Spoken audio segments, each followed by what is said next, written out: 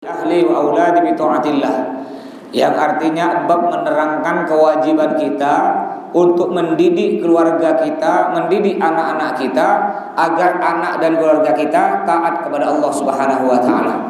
Sebagaimana Allah berfirman di dalam Al-Qur'an, a'udzubillahi minasyaitonir rajim, wa'mur ahlaka bis-shalah wastabir 'alaiha. Yang artinya wa'mur ahlaka bis-shalah, perintahkan anak kalian untuk mengerjakan salat.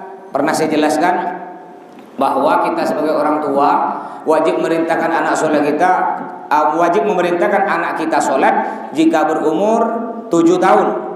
7 tahun diperintahkan tapi tidak boleh pukul. Kalau udah umur 10 tahun anak kita masih tidak sholat, baru boleh kita pukul. Tapi pukulnya dibatasi. Ya, dibatasi oleh syariat Islam. Tidak boleh mukul wajah, tidak boleh mukul tempat yang mematikan, dada, perut, kemaluan. Tidak boleh mukul sampai patah tulang, bengkak-bengkak, keluar darah. Tidak boleh. Ya bolehlah mukul, ya pakai lidik satu. Nah kalau masya Allah, tapi orang tua gitu zaman dulu ya, kalau mukul, masya Allah, pakai ikat pinggang sampai bebekas. Ini orang tua zaman dulu. Ya, pakai kayu sampai patah. Kadang-kadang bukan cuma kayunya patah, kakinya anaknya pun patah. Tapi hebatnya orang zaman dulu, dipukul kena orang tua, terima. Ketika udah jadi, anaknya kuat mental, disiplin, taat, hormat kepada orang tua. Beda dengan anak sekarang. Ya, anak sekarang manja.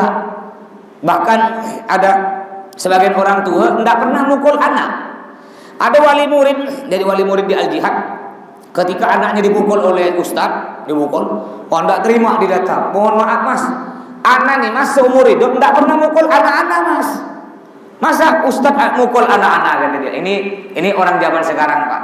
Ya kalau zaman dulu enggak. Orang zaman dulu kalau anak ngelapor ke orang tua, lapor ya pak, anak ditempelin kena ustaz. Sebelah mana? Sebelah kanan. Ditampar sebelah kiri. Ini orang tua zaman dulu. Betul tak pak bu? Orang tua zaman dulu.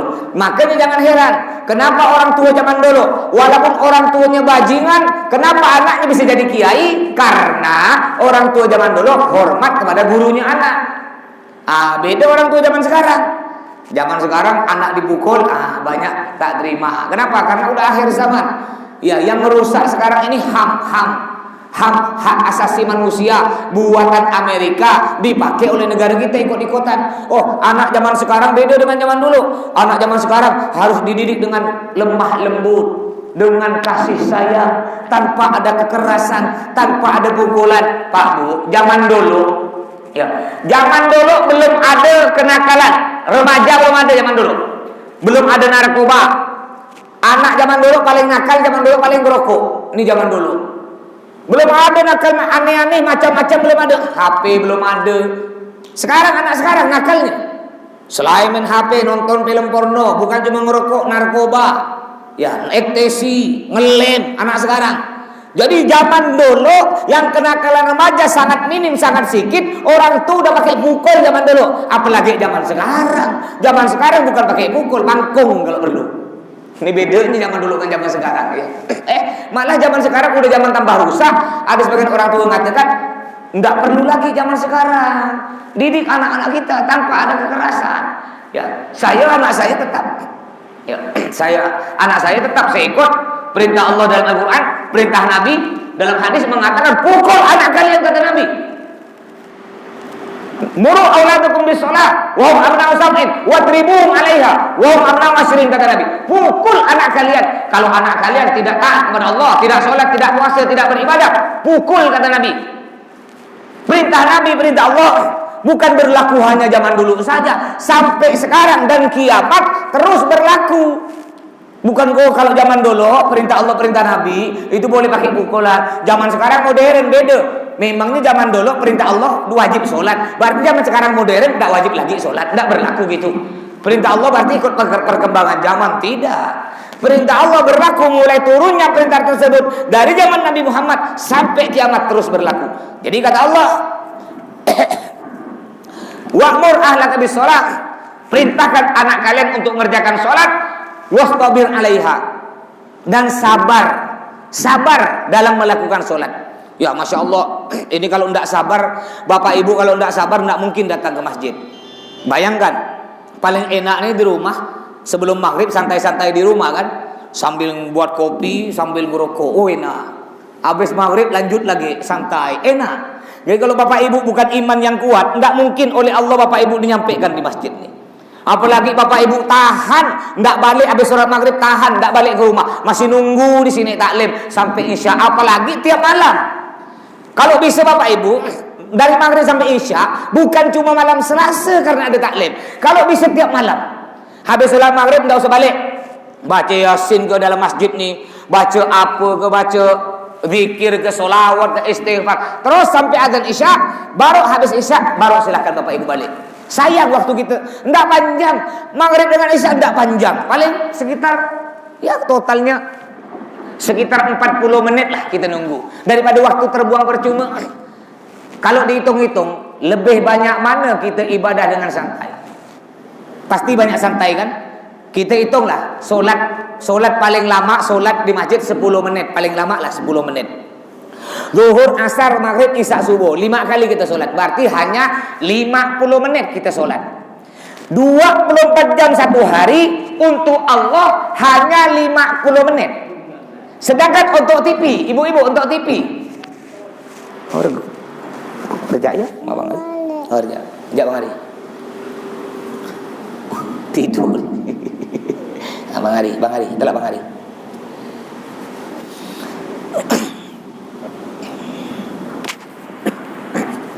Jadi Bapak Ibu, hitung umpama kita sholat satu sholat 10 menit, duhur, asar, maghrib, isya, subuh, 5 kali sholat berarti 50 menit. Untuk Allah satu hari satu malam 24 jam, untuk Allah hanya 50 menit. Bu, untuk TV satu hari satu malam berapa menit? Ada setengah jam bu? Bu lebih. Apalagi Antv bu ya, film India, Indosiar. Kesukaan ibu-ibu tuh saya tahu, TV-nya ibu-ibu beda dengan bapak-bapak, Pak. TV-nya ibu-ibu tuh Pak, Antv, Indosiar, SCTV, itu TV dia. Kalau bapak-bapak kan TV-nya TV One, berita-berita, Metro. Nah, itu bapak-bapak. Untuk Allah satu hari satu malam hanya 50 menit. Untuk TV berapa jam gitu, Pak? Untuk HP berapa jam? Mbak Bu, Bapak Ibu, pernah enggak Bapak Ibu baca Al-Quran satu hari satu malam 1 jam? Pernah? Enggak pernah kayaknya. Setengah jam pernah? Enggak pernah. 5 menit? Enggak pernah juga. Baca Al-Quran satu hari satu malam 5 menit enggak pernah. Main HP satu hari satu malam ada enggak 5 menit? Oh, bukan 5 menit, 5 jam.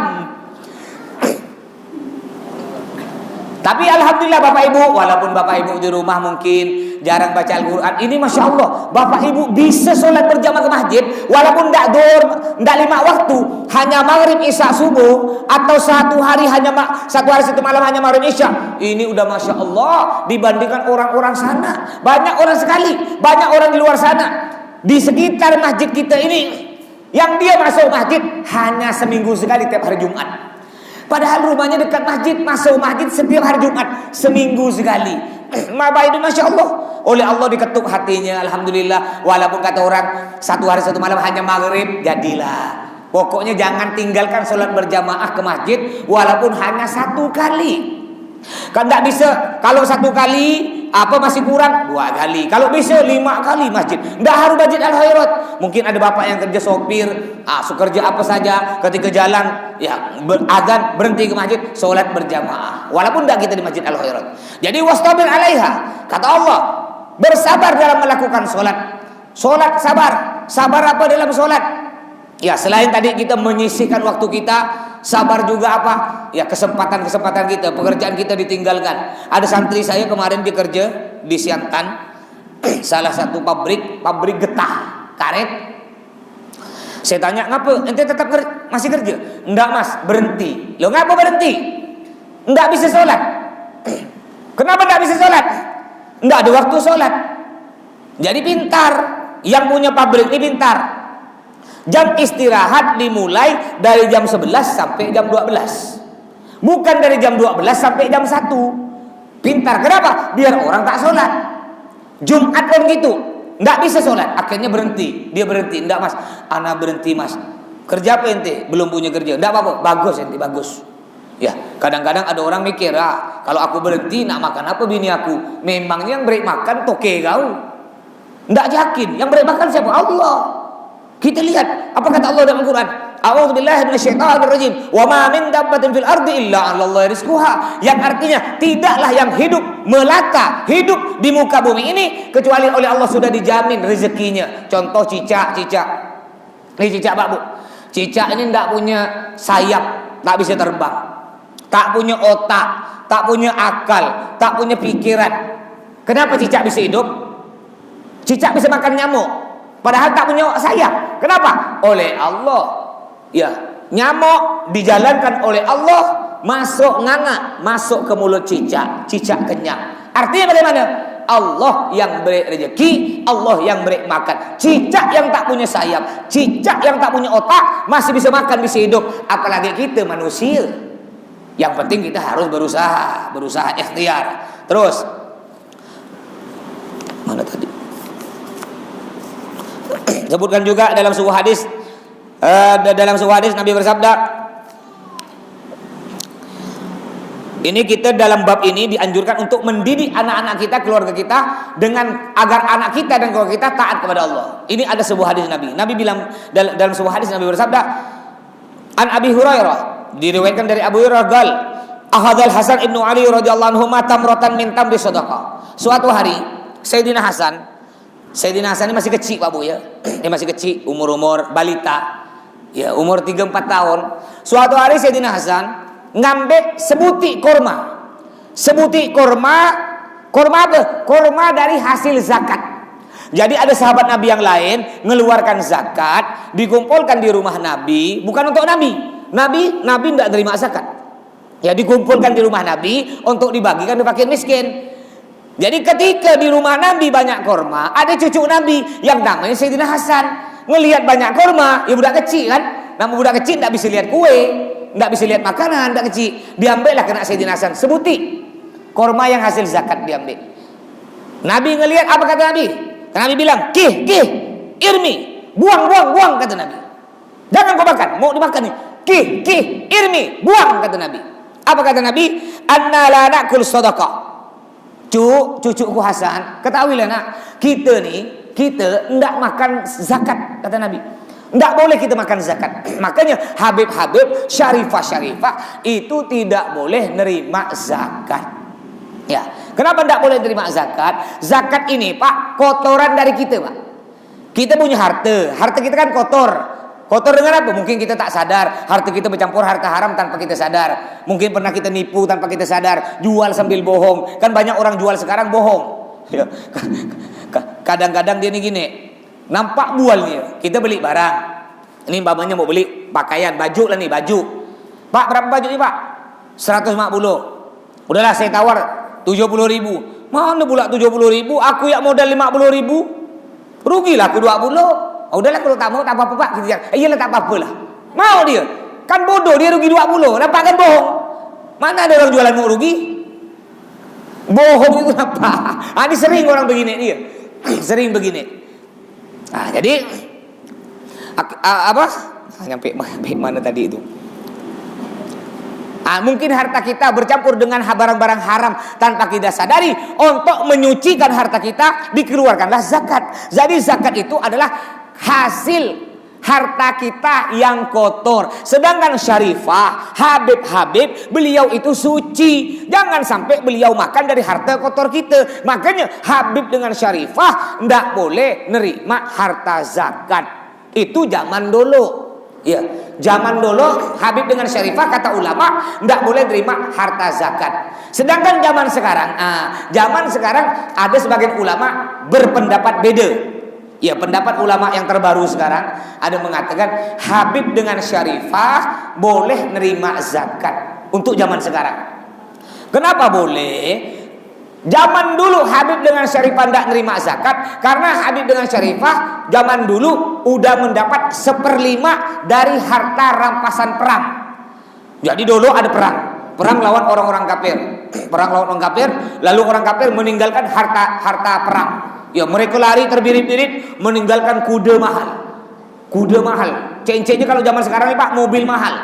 mobil Alphard harga 1 miliar. Jadi kuda zaman dulu tuh Pak, kuda mungkin zaman sekarang ada yang harganya kuda 10 miliar kalau zaman sekarang, karena saking cantiknya, gagah, lomba menang terus.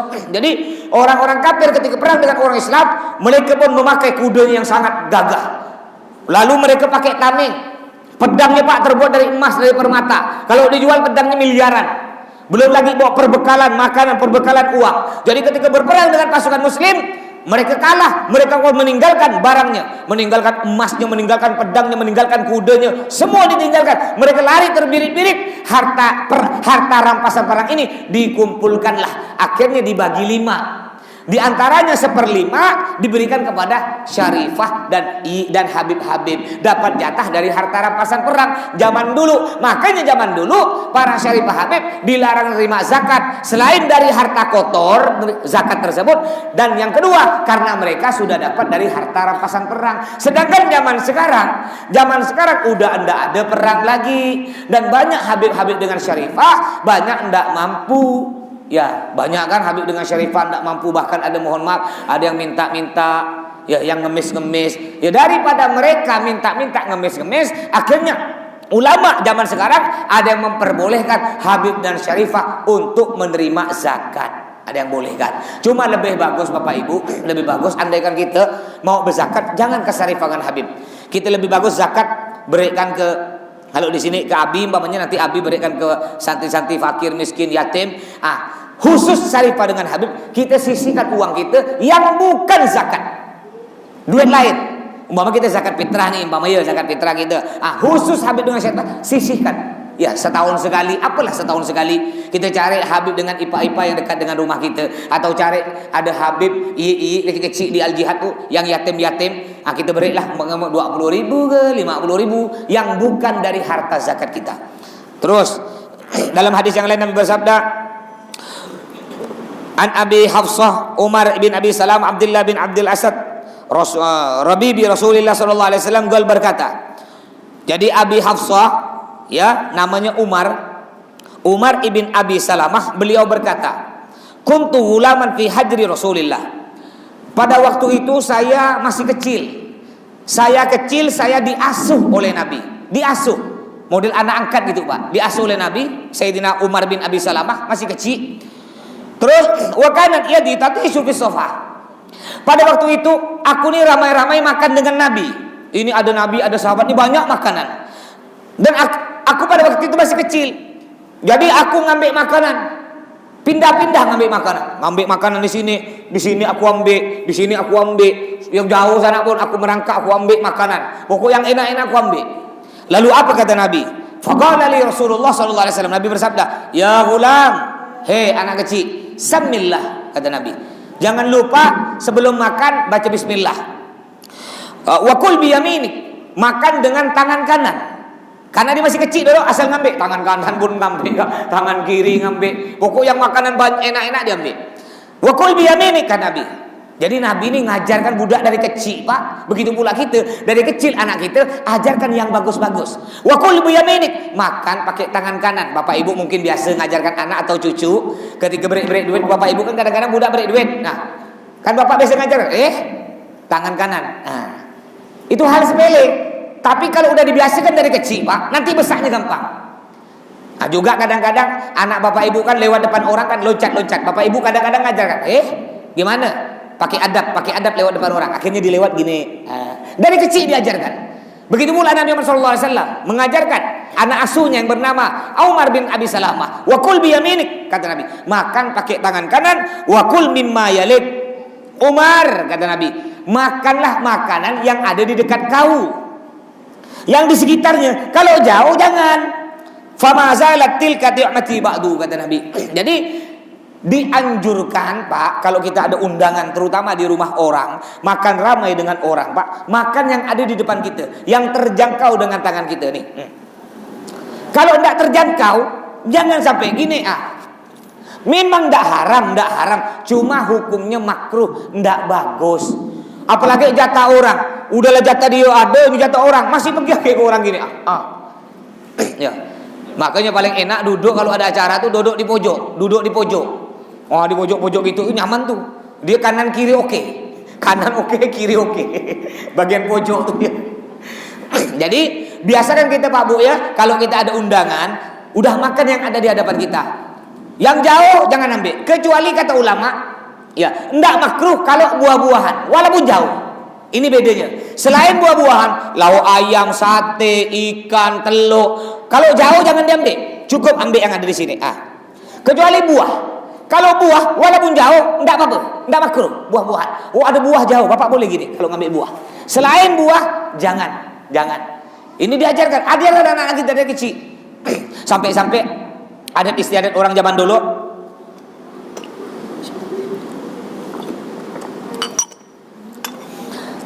Sampai-sampai adat istiadat orang zaman dulu Pak Bu. Kalau makan dengan orang tua, ya ini saya ajarkan juga ke anak saya, karena saya dari kecil oleh Abi udah diajarkan. Kalau makan dengan orang tua, ini kan ada kobokan. Orang tua dulu yang cuci tangan.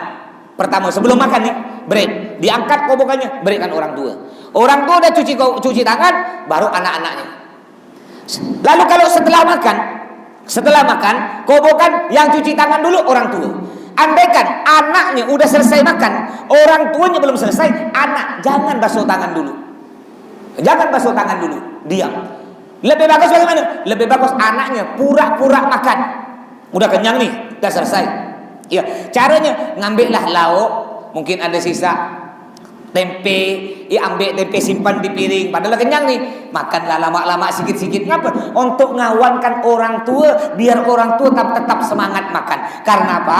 Bapak umpama makan ramai-ramai dengan orang, semua orang udah selesai, sisa bapak sendiri.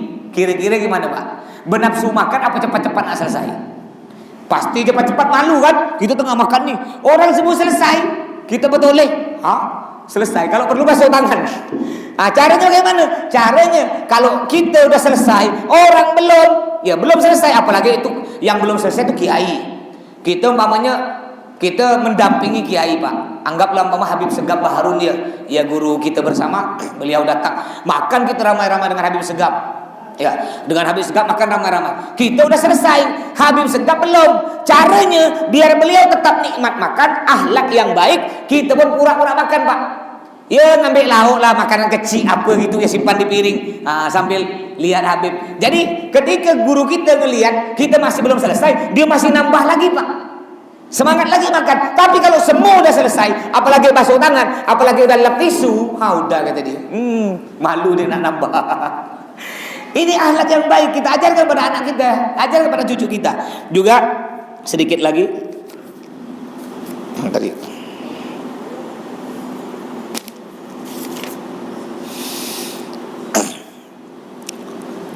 Udah ini selesai. InsyaAllah nanti kita lanjut selanjutnya. Baik, kita pindah ke kitab selanjutnya, yaitu pelajaran fikih, kitab Al-Aham karangan Habib Hasan bin Ahmad Al-Kaf. Kemarin kita masuk babu suruti sihatis sholat, bab syarat sahnya sholat, sampai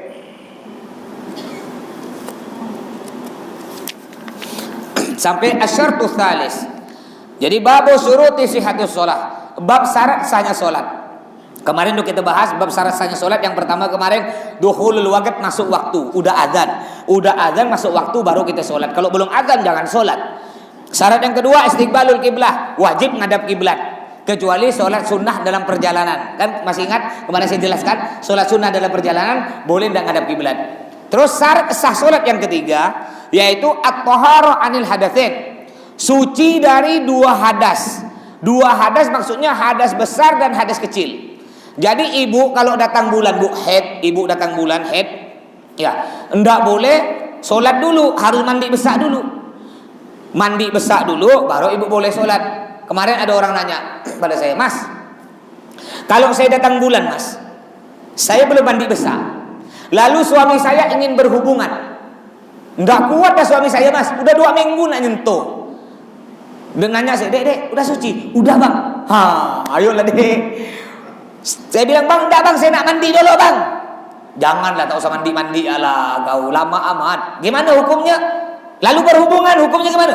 Hukumnya tetap haram. hukumnya dosa.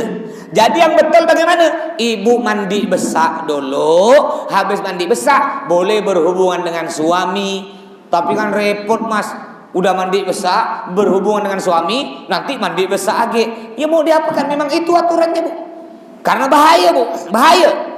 Kalau ibu datang bulan haid, lalu ibu berhubungan dengan suami, apa kata ulama? Di antaranya bahayanya anaknya.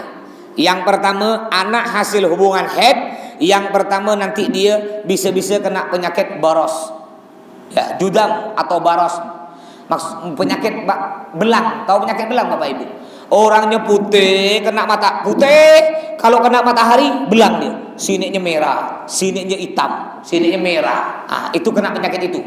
Yang kedua, kalau anak suami berhubungan dari suami istri yang berhubungan pada waktu istri datang bulan, nanti bisa-bisa kata ulama anaknya dikhawatirkan berzina. Kan kita tidak mau hal itu terjadi Bapak Ibu. Tapi gimana mas? Gimana mas? Istri saya datang bulan mas. Saya pingin mas. Gimana caranya nih mas? Kemarin kan udah dijelaskan, masih ingat tak? Suami istri datang bulan pak, suami tidak boleh nyentuh bagian dari pusar sampai lutut. Tapi ada juga ulama mengatakan, kemarin sudah saya jelaskan, kata ulama semua boleh disentuh kecuali satu. Paham satu? Kecuali kemaluan istri tidak boleh sentuh. Yang lain boleh. Artinya bagaimana? Ya pandai-pandai bapak lah sebagai suami. Ya kalau bapak istri datang bulan bapak pingin, ya pandai-pandai lah. Pokok jangan masukkan ke satu lubang, masukkanlah lubang lain. Ya, tak, bapak paham lah. Itu 17 tahun ke atas lah ya. Pandai nanti musyawarah dengan ibu gimana caranya. Tidak usah diajarkan lah ya. Orang buta aja punya anak. Ya. Kayak saya semalam ada Bang Bidin nih, kedatangan tamu bapak ibu bisu tuli. Suami istri ya, Bang Bidin sampai ketawa. Udah 2 kali ke rumah. Nggak bisa ngomong, nggak bisa dengar. Jadi saya tanya, saya agak paham sedikit bahasa dia. Iya. Kata saya, kau ini kenal kaku dari mana? Oh, saya kenal Pak Ustadz. Oh, kata saya. Jadi saya ke masjid, lihat Pak Ustadz ceramah. Oh, ceramah gini, mantap. Saya tanya orang, Ustadz ini mana rumahnya? Beri tulisan. Ya, Ustadz Athoillah Al Jihad. Nyampe ke rumah. Silaturahmi dia. Istrinya pun bisu. Ya, istrinya pun bisu, masya Allah. Nah, bayangkan, bisu tuli ya punya anak, buta ya punya anak, masa bapak tak punya? Baik. Syarat sah solat selanjutnya yaitu at-tahara anil hadatsain, suci dari 2 hadas, hadas besar dan hadas kecil. Falau shalla biduni tahara walau nasiyan lam tasih wa hisabu ala qasdi. Andaikan bapak ibu solat tanpa bersuci, lupa. Bapak ibu ini lupa. Pergi masjid, azan maghrib pergi masjid, solat. Bapak ini perasaan bapak seakan-akan bapak ini tadi udah wudu, lalu sholat maghrib, Allahu Akbar di masjid. Habis sholat maghrib, sholat isya. Ketika balik rumah, istri bapak bilang, bang, abang dari mana? Dari masjid. Sholat maghrib isya. Loh, abang udah wudu? Udah deh. Tadi kan abang wudu deh. Abang ingat tak? Sebelum wudu kan tadi kan adik disentuh pipi abang, adik gurau tuh. Iya kan dek? Iya bang, ada sentuh tadi pipi abang sebelum masjid tuh, adik gurau tak sengaja. Astagfirullahaladzim, gimana? Batal sholatnya. Wajib dikodok maghrib dengan isya. Wajib dikodok, diganti. Ya. Nyentuh istri, nyentuh suami batal. Ini kalau mazhab kita, mazhab Syafi'i. Kita orang Indonesia mazhab Syafi'i. Beda kalau mazhab lain. Ada mazhab lain, boleh kita ikut. Itu kalau dalam keadaan darurat. Contoh bapak ibu yang pernah nyampe ke Mekah kan. Mudah-mudahan yang belum sampai oleh Allah sampaikan ke Mekah. Yang udah sampai mudah-mudahan sampai lagi. Yang udah haji atau umroh ke Mekah, itu kan nyentuh. Kalau kita tawaf di Ka'bah, nyentuh perempuan itu kan tidak batal wudu. Tapi ada syaratnya. Syaratnya tidak batal wudu kalau kita tidak sengaja nyentuhnya. Beda kalau sengaja, ya. Jadi tidak batal wudu, boleh kita pakai dalam keadaan darurat pendapat tersebut. Tapi kalau udah balik lagi ke Pontianak, tidak boleh kita ikut lagi pendapatnya. Sampai-sampai jamaah saya biasa bawa jamaah, ya, bawa jamaah tuh suami istri nanya, Pak Ustaz, kalau kami Saya takut terlepas dengan suami saya Pak Ustaz. Takut terpisah Pak Ustaz. Saya tawaf saya pegang suami saya, boleh? Boleh, tak apa-apa, boleh. Yang penting kata ulama, ada mengatakan ulama syarat selanjutnya tidak boleh bernafsu. Megangnya tidak bernafsu. Nah, kalau di masjid masa bernafsu cuma megang takut hilang istrinya, nah itu boleh dipegang. Karena kalau tidak dipegang bahaya. Kalau udah hilang, nah ini bahaya kalau udah hilang. Banyak kasus nangis. Sulit Bapak Ibu ya. Bapak Ibu mau nak jaga wudu. Oh, saya bisa Mas. Saya nanti tawaf tidak akan kena. Saya ini pernah Bapak Ibu. Saya pernah. Jadi saya wudu, lalu saya berangkat tawaf.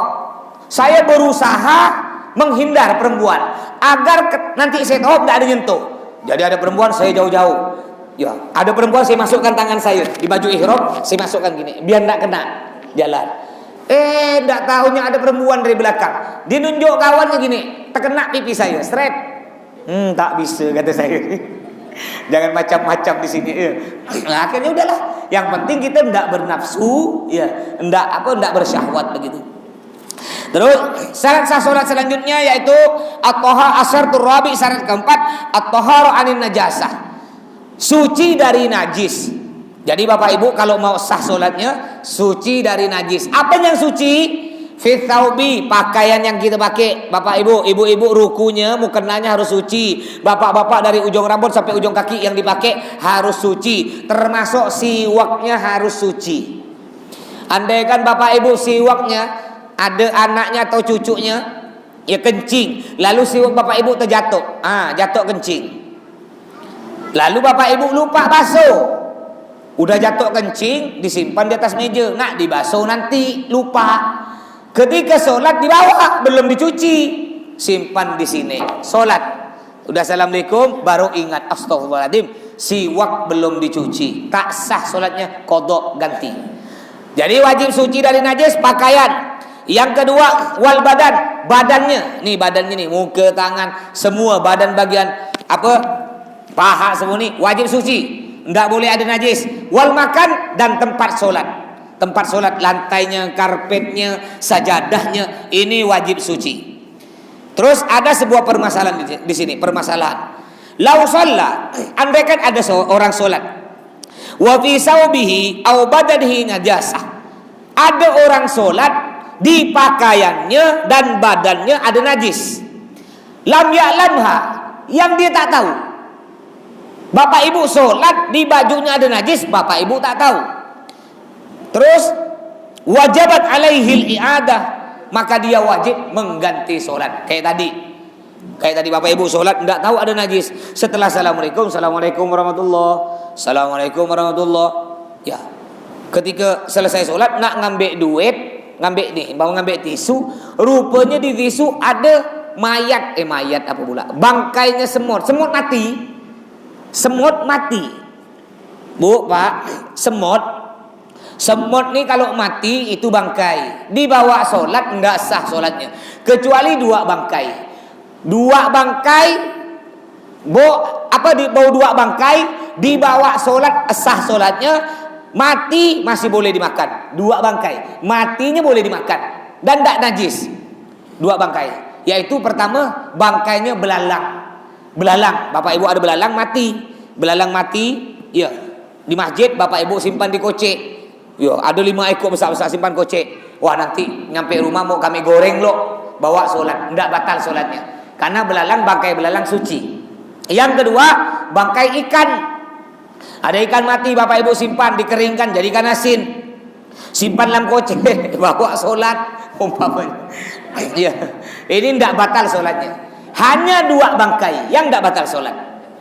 Selain ikan dengan belalang, andaikan mati termasuk ke kocek kita, kayak tadi sholat, ya udah assalamualaikum umpamanya, kita ngangkat tisu, ya nak udah assalamualaikum selesai sholat, amin. Nak ngambil tisu, diangkat tisu, rupanya ada semut mati 1 ekor atau kepinding mati, batal sholat kita, wajib diqadha, wajib diganti. Terus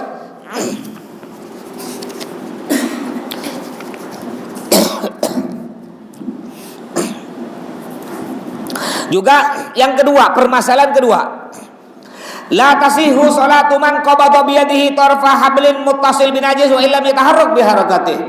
Yang artinya tidak sah sholatnya orang yang memegang tali.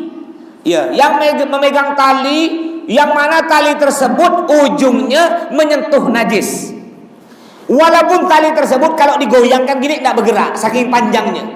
Umpama bapak ibu sholat pakai rida, pakai ini, atau ibu pakai mukena.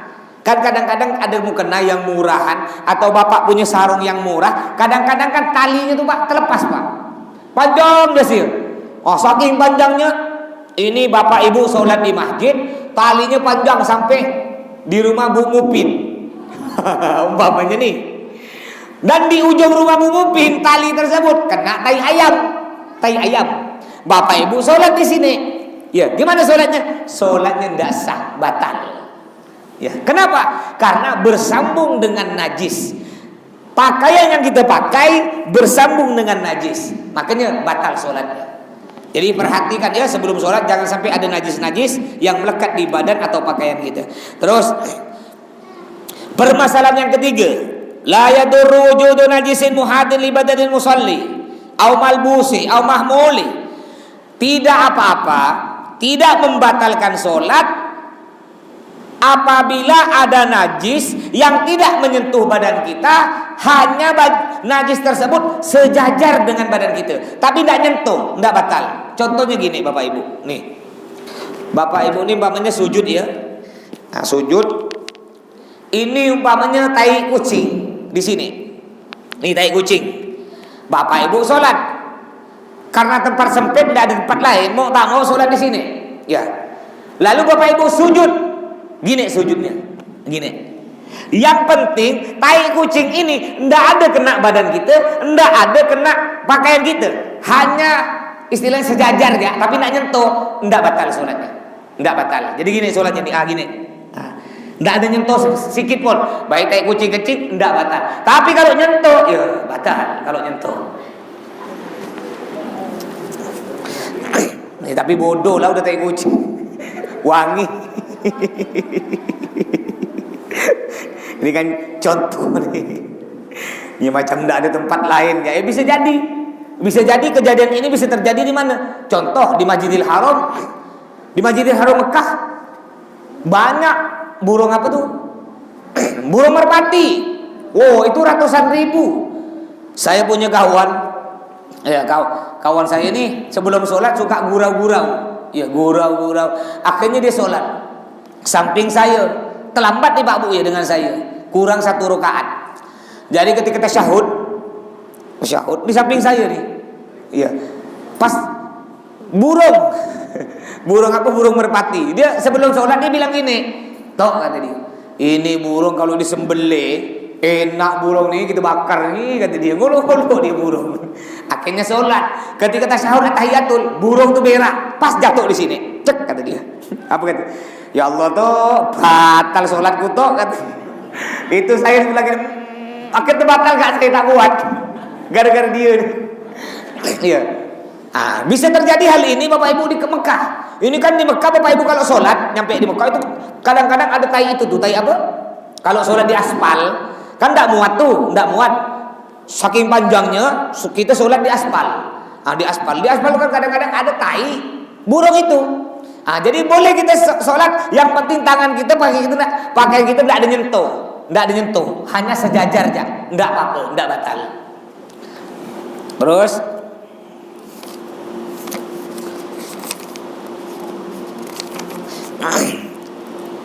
yang keempat, permasalahan keempat, yahrumu tadammuh bin najasah li ghairi hajah fil badan wathawb.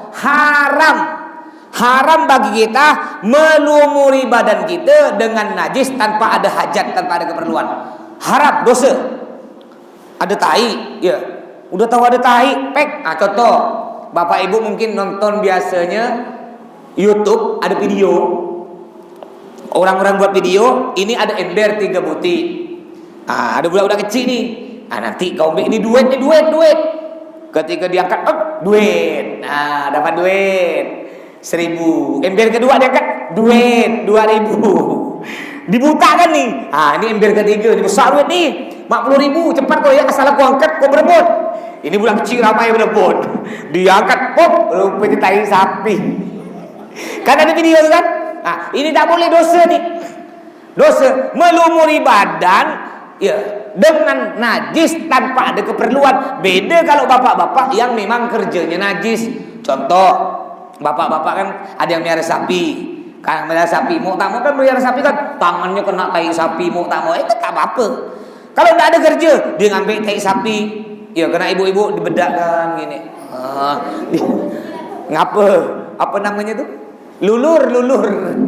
Ini lulur mas, lulur tai sapi. Tak boleh, haram. Tapi kalau memang sesuatu yang najis tersebut berfaedah, umpama ada dokter mengatakan, Bu, ya kalau ibu mau hilang jerawat, ya ibu ngambil tai sapi, kata dokter, lulurkan, ya nanti udah dapat 3 jam kering baru cuci. Nah itu berarti ada perlunya, boleh. Tapi kalau tidak ada perlunya tidak boleh. Contoh lagi, kadang-kadang ada orang sakit mata diteteskan kencing kan. Nah, ada tuh kencing. Gimana hukumnya? Boleh. Kencing boleh, tapi kalau diminum tidak boleh. Kalau diminum tidak boleh. Kadang-kadang ada orang, saya masih kecil. Dulu ada orang, biasa orang ke sini, saya tak tahu orangnya, masih kecil dulu. Kalau udah kerja bangunan, bongkar rumah, kan dapat anak tikus. Ya, anak tikus tuh banyak kecil-kecil. Dimakannya. Dulu masih kecil. Ih, kata dia. Ini apa dulu? Tanya, Pak, untuk apa tuh Pak? Biar sehat, kata dia. Nih, gimana hukumnya? Tidak boleh, haram. Tidak boleh haram, kecuali tidak ada obat lain. Kata dokter mamanya, ada orang kena penyakit asma, tidak ada obat lain kecuali makan anak tikus. Dia udah berobat ke dokter tidak sembuh-sembuh. Kata dokter, coba kau makan anak tikus. Mau tak mau boleh, darurat. Tapi kalau coba untuk apa? Obat kuat ya biar kamu, tidak boleh. Juga tidak boleh pakai sesuatu yang najis diminum. Zaman dulu orang biasa minum anggur hitam. Ini anggur hitam nih babu, tidak boleh. Ini kenapa tidak boleh? Ini sesuatu yang memabukkan. Tapi kan cuma sedikit mas, satu seloki. Pak Ibu, sesuatu yang memabukkan banyak atau sedikit tetap haram. Banyak atau sedikit, walaupun hanya setetes tetap haram. Dan juga kata Nabi Muhammad, Allah tidak menciptakan kesembuhan, tidak menciptakan obat pada sesuatu yang najis, tidak ada. Walaupun ada orang bilang, kalau kau minum kencing kambing, maka penyakit ginjal kau akan sembuh. Bohong, jangan ikut. Karena ada hadis Nabi mengatakan Allah tidak menciptakan obat dari barang yang najis. Jadi kalau ada orang mengatakan kita kalau makan atau minum sesuatu yang najis itu akan jadi obat, bohong, jangan diikut.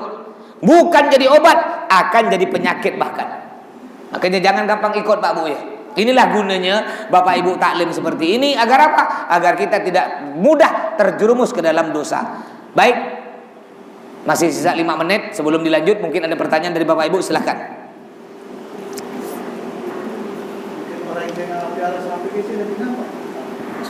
Ada Pak? Pertanyaan yang bagus Pak Haji. Tadi kan dibilang haram kita melumuri badan kita atau pakaian kita dengan najis li ghairi hajah jika tidak ada perlu. Sedangkan tadi orang yang merah sapi, dia kan ngambil tai sapi pakai tangannya. Boleh, kenapa boleh? Karena ada perlu. Perlunya apa? Perlunya untuk ngambil tai sapi untuk dibuang. Ada keperluan, boleh. Maksudnya yang tidak boleh itu tidak ada perlu. Cuma main-main ya. Udah tahu ada tai, yo begini-gini kan, tidak ada kerja. Nah itu tak boleh. Kayak contoh dulu ketika saya mondok di Bata-Bata dulu. Jadi belum ada WC. Ini zaman dulu belum ada WC. Sekarang alhamdulillah pondok Bata-Bata udah banyak WC. Jadi kalau kita berak tuh di sungai, baris Pak Bu. Baris. Jadi kalau saya tak mau di belakang kawan, saya cari tempat di depan kawan. Depan kawan. Jadi belakang tuh kawan gitu baris. Jadi kalau udah berak tuh ya, berak itu nyanyi tuh. Panjang tainya, panjang tai. Nanti kena kawan yang di belakang tuh Pak Bu. Itu tai gitu yang lewat. Emang lah nama budak pondok degil kan. Diambil pakai tangan, diambil dilemparkan ke kita, cepas gitu. Apa itu kena sini? Kurang aja. Ini pondok nih. Tapi ketawa-ketawa lah kita tidak ngamuk. Itu biasa dibodoh. Ini termasuk tidak boleh. Ya tai, udah tahu tai dipegang, dilemparkan ke orang lagi. Tidak boleh dosa. Tidak boleh. Tidak ada perlunya. Tidak ada perlunya. Terus, yang permasalahan yang kelima, hukum-hukum darah dalam sholat. Gimana kalau ketika sholat kita ada darah? Ini di sini diperinci. Ingkana golilan, walam yahtalid bil ajnabiyyin fayufanhu. Jika darahnya sedikit, enggak banyak, Bapak Ibu sholat. Kadang-kadang kan di bajunya ada darah kan? Darah. Baik darah apa aja? Mau darah haid, ke darah nyamuk, ke darah hidung, pokoknya darah. Kalau darahnya sikit itu mas kayak apa sikit?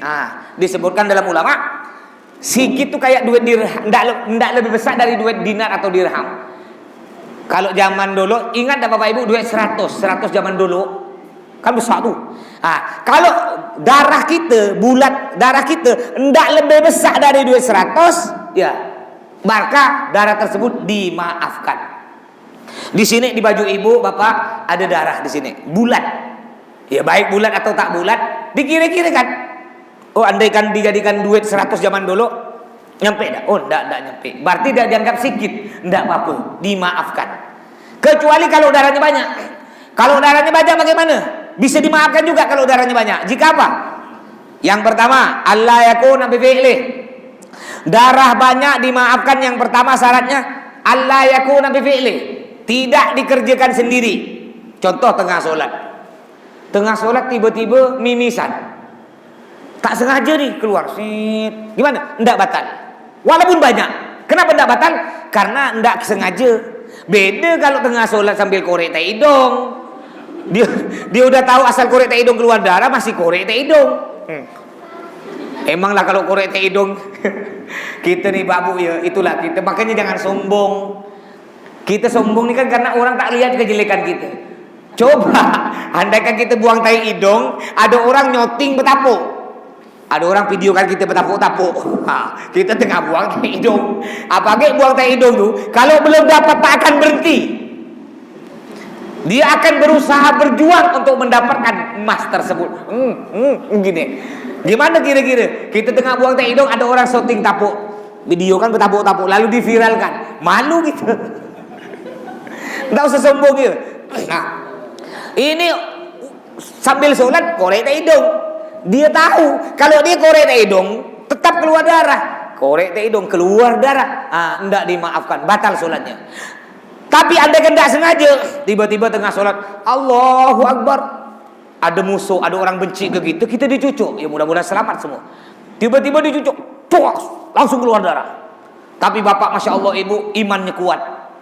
Walaupun sholat tetap tidak batal, walaupun darah banyak tetap, Allahu Akbar. Tidak batal sholatnya, walaupun darahnya banyak. Kenapa? Karena tidak dilakukan sendiri, dilakukan oleh orang lain. Nah itu syaratnya, paham ya? Terus. Jadi ini yang dimaafkan darahnya. Darah sedikit dimaafkan, baik dilakukan baik sengaja atau tidak sengaja. Ini darah sedikit. Sengaja atau tak sengaja, kalau darahnya sedikit dimaafkan. Sedangkan kalau darahnya banyak, kalau sengaja tidak dimaafkan. Tapi kalau tidak sengaja, orang yang ngandung kita, nyucuk kita atau nembak kita, ketika sholat nembak, darah keluar, banjir di badan gitu kena darah. Tapi kita kuat iman, kita tidak batalkan, nanggung sakit. Ya, assalamualaikum warahmatullahi wabarakatuh. Baru tidak batal sholatnya. Kenapa? Karena tidak sengaja. Baik. Tidak sengaja tak? Apa? Karena kita betul sebelum sholat baru. Ketika kita betul, loh kecuali mama tuh masder. Langsung dari kita sholat. Kadang-kadang kan kita sholat tidak sadar gatal, ya baik di tangan atau di sini, ya ada gatal, jerawat lah ya, terpecah, keluar darah, ya lihat dulu, ini kan sengaja kan, sengaja keluar darah. Kalau darahnya banyak batal, kalau sengaja darahnya sedikit tak batal. Banyak atau sedikit dilihat dari apa tadi? Yang dinamakan darah sedikit tidak lebih dari duit dirham atau duit dinar, duit 100 zaman dulu. Jadi kita kira-kira kan lah, kayaknya keluar darah nih tidak banyak kayaknya nih. Andaikan darah dikumpulkan di sini nih, dikumpulkan, bulatannya ndak lebih dari duit 100 zaman dulu, berarti dimaafkan. Ya, jadi tinggal dikira-kira kan ya. Karena kalau kadang-kadang kalau kita gatal gini kan, kita garuk, kan keluar darah, darahnya ngerembes ke baju. Ya bayang ngerembes ke baju. Nah, kita lihat ya sambil sholat nunduk, enggak apa-apa lihat. Oh, enggak, darahnya sedikit, enggak apa-apa dimaafkan. Tapi kalau darahnya banyak, ya kira-kira lebih dari duit 100 zaman dulu, banyak, ya batal. Oh, gimana Mas? Darahnya gini, dia sikit-sikit tapi banyak. Di sini bulatnya kecil, kayak duit makbulo. Di sini kayak duit makbulo. Satu baju penuh. Tapi kecil-kecil. Kecil-kecil kayak guli, kecil, tapi banyak. Andaikan dikumpulkan, digabungkan di satu tempat, dia bisa besar kayak piring. Gimana? Enggak apa-apa, tetap dimaafkan. Yang enggak dimaafkan di satu tempat. Ya, di satu tempat, ya darahnya tersebut andaikan dikumpulkan lebih besar dari duit 100 zaman dulu. Ya, di satu tempat. Nah, jadi kalau di tempat terpisah-pisah enggak apa-apa. Ada lagi pertanyaan? Enggak ada, udah ada nih saya. Masuk.